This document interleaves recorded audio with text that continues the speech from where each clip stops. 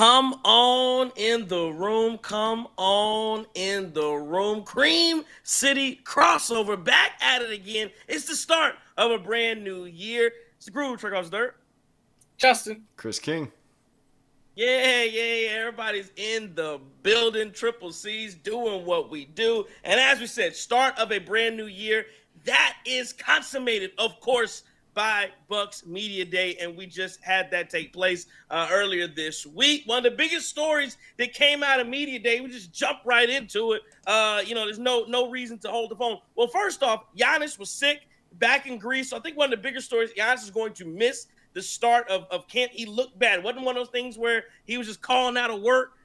He did look legitimately sick. He sounded terrible as well. First off, I thought the Bucks Media Day, the video quality, listen, man, they have enough people on the social media team. They got to figure that out. That was a little rough, a little underwhelming, but they got it together. They brought people in that they needed to do. Wes Edens was talking as well. Wes Edens on Giannis and his future with the team. He said, quote, "I had a great conversation with Giannis in June. He made it clear that he's committed to Milwaukee and he likes having his family here." 1 hour later, again, this is the big story that came out of Media Day. 1 hour later, you know what Giannis said? Can't recall the meeting. Cannot recall that meeting. There are a lot of red flags, raised once that took place. I think, some people that vindicated some of the things Shams was reporting throughout the season. I think Giannis also had a comment. They asked Giannis about, whether the reports he was looking to leave Milwaukee were true. And he said something to the effect of, "It's always true. I'm always looking. It's a disservice to basketball if I'm not, trying to be the best player I can be." He said something to that effect. I guess I'll go first to give my take on it. Here's what I truly believe. I think there is, number one, Giannis is a jokester. He's a prankster. You can kind of, and I say this too, I think Bucks fans are feeling some of this heat and this pressure as well as like, what's going on? Things don't feel right. I guess I don't want to sound the alarm because, while I don't think this is a joke from Giannis, I think when English is not his first language, even though Giannis speaks it very well, he is much as a firm command over the language, much more so than he did when he first got to the league. I think that this was something because at times, even though he speaks the English language well, he doesn't speak the Queen's English. So I said to say some things can get lost in translation. So when Wes Edens says, and not only did Wes Edens say it, but then it gets reported back to him from somebody in the media. We had a great conversation in June, and they asked him about a meeting. Giannis took that as a meeting. He says, "I cannot recall the meeting." I don't think they actually sat down to meet. And again, maybe when you lose things to translation, maybe that's what Giannis takes a meeting to mean, is that we had this big meeting, this formal agenda that was set. And I think we do know that's not what happened. And I think what Wes Edens was saying, Bucks governor owner was saying, yeah, I talked to Giannis and he made it clear he wasn't leaving Milwaukee. And here's why I don't think that's a lie. I don't think that's a lie because the Milwaukee Bucks moved all summer as if Giannis was going to be here. And there is no way that you waive and stretch Damian Lillard and agree to pay Damian Lillard all that money, and then you bring in Miles Turner and pay him a big deal and not know that Giannis is going to be there. So again, we have conflicting and a lot of reports out there. I just refuse to believe that they were not on at least the same wavelength, same page as far as what Giannis's plans were, because you don't make a plan, you don't make a move like this for your immediate future and even some into your long-term future without knowing what Giannis is going to do. Yeah, no, I agree with, pretty much everything you said, man. I think that Giannis, there's a lot of people that are upset because Giannis just won't say, "I want to be a Milwaukee end to Milwaukee ends." And the reason why he doesn't say that, even though he's the greatest basketball player ever to step foot in the 414, is because he loses his bargaining power for his future contracts. So he has to be coy like this. I think a lot of it goes back to the joking that you mentioned before.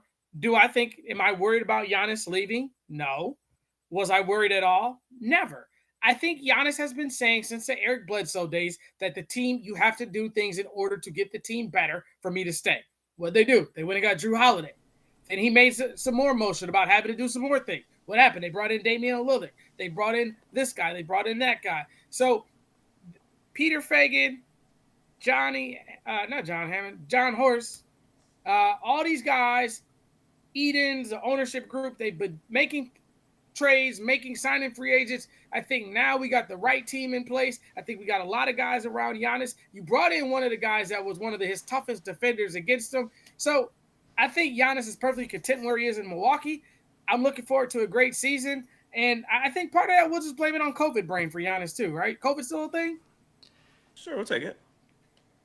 Yeah, for me, I think this is a case where it's like you watch the video and you expect there to be more of like a joking matter to it than in reality there actually was. But I think that what my main takeaway from it is the fact that, look, Giannis may have tried to test the waters, and he may have tried to test the waters before, but at what point do you sit there and say, for Giannis's career, and we talked about this all last year, for Giannis's career, this really honestly may be the easier option to stay in a city that loves him, stay in a city that doesn't expect another championship, although we'd love it, to stay in a city that has embraced him from day one. And maybe this is the appeal for a guy like that who enjoys loyalty so much and raves about the loyalty in this business that's barely out there anymore. Maybe this is the more attractive option, just up against all the other options that may have came to light. So this to me was maybe nothing. I just think that, this is maybe the more appealing option than Giannis would have had anywhere else, with all the expectations in a big market, with all the expectations if you're paired up with another superstar. He doesn't have that right now. And then also you add in the fact that this is his team again, and we enjoy that, and I love it. So I'm okay. It's a great point you mentioned there, Chris King, that this is his team, and it 100% is. When you look at the roster, if you ask certain people, they will tell you that this might be one of the worst starting lineups outside of Giannis that you'll see. But Doc Rivers, after practice yesterday, I believe, basically kind of let it out the bag that Kevin Porter Jr. is going to be a starting point guard. Looking forward to seeing what he brings to that, from knowing that he's going to be a starting point guard for a full 82-game season. I guess I ask you this again, Bucks. You look at their entire roster. There's a lot of people think Amir Coffey's going to make the roster.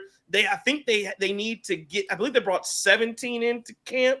I may be off. I think there's going to be 2 or 3 spots that guys that aren't going to be able to make it from guys that are entering camp. But I guess I want to stay with the starting lineup. Number one, Doc Rivers says he wants to play fast.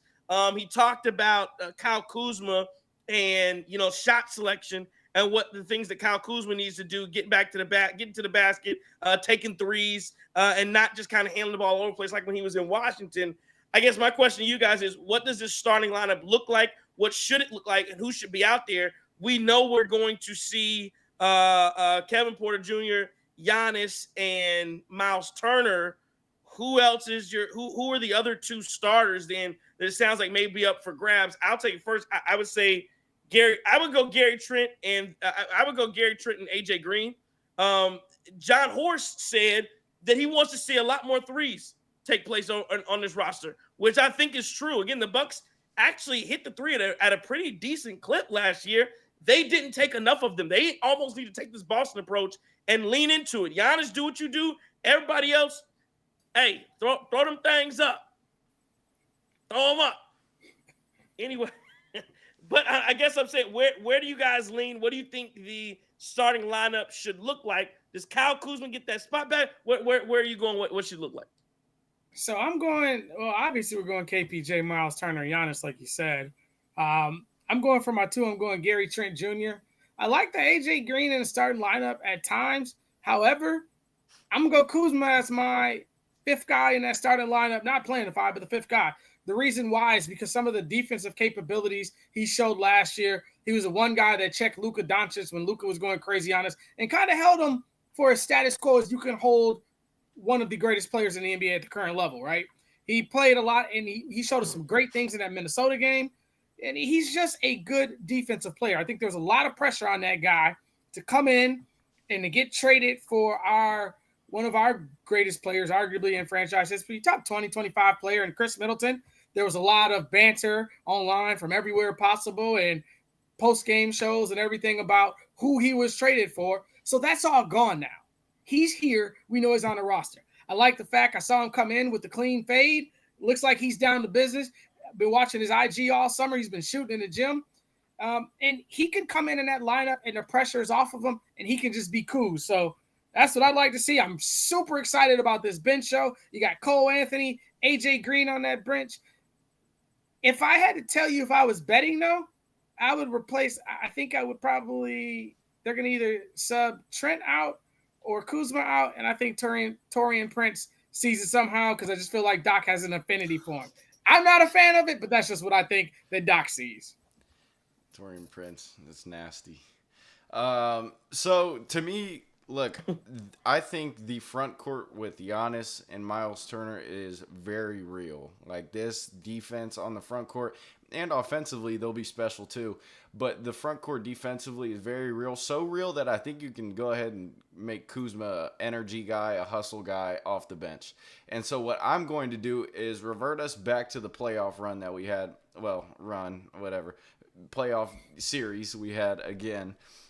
And let you guys just kind of think back to what worked. And that to us was those 3 guard lineups.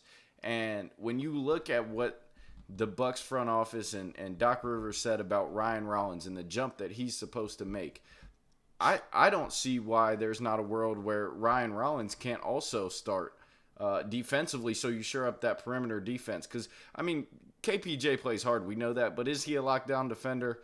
I think he's okay. But Ryan Rollins, they talk about his wingspan. They talk about a guy who can also get up threes. And then I would say, obviously, KPJ, my point guard, and then either or, Derry Bird or Gary Trent Jr.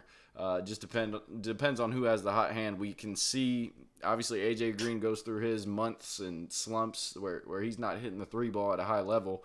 But I think you really can't go wrong with either of those two. And you brought back Gary Trent Jr. for a reason. So, I wouldn't be opposed going 3-guard lineup, shoring up that perimeter defense and pairing that with the best defensive front court in the league, and then you can still get a ton of threes up with those guys. So that's what my starting lineup would be. That's where I would go.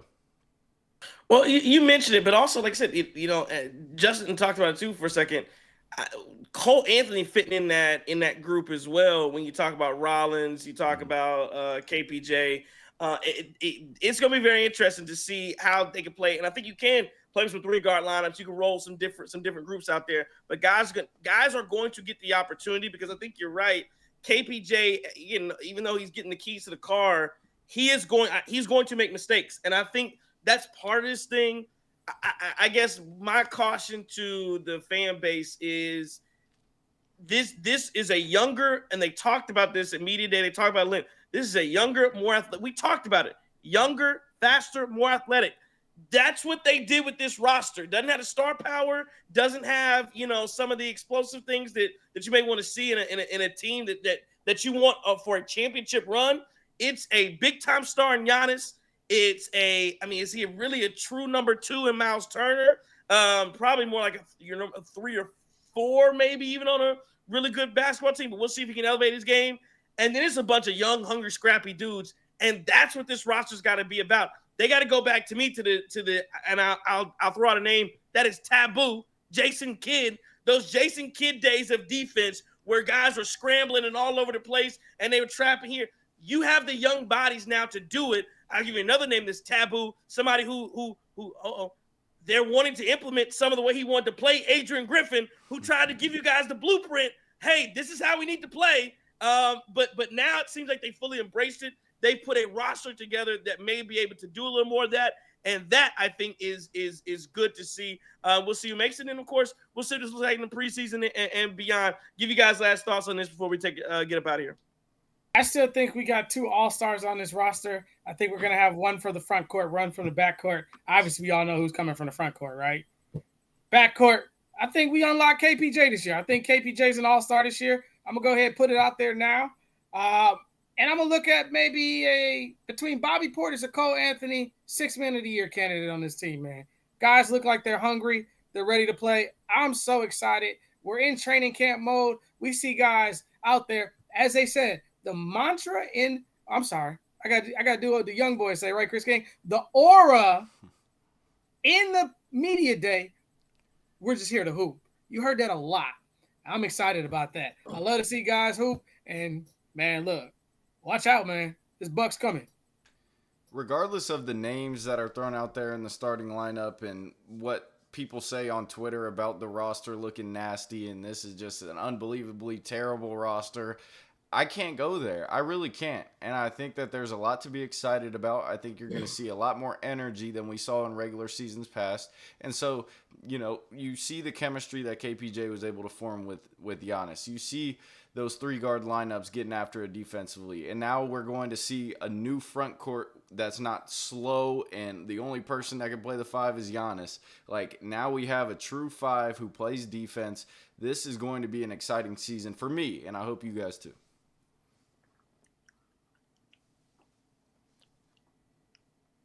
Is this your door? I was working on my Shador, my bad. Had me checking if the Wi-Fi was good. I'm on my Shador, baby. You know what it is. Throw it up. Perfect timing. All right, let's get out of here. Appreciate everybody for watching this. This has been another edition of Cream City Crossover. Drew Trails third. Justin. Chris King. Don't take no wood nickels. Courage.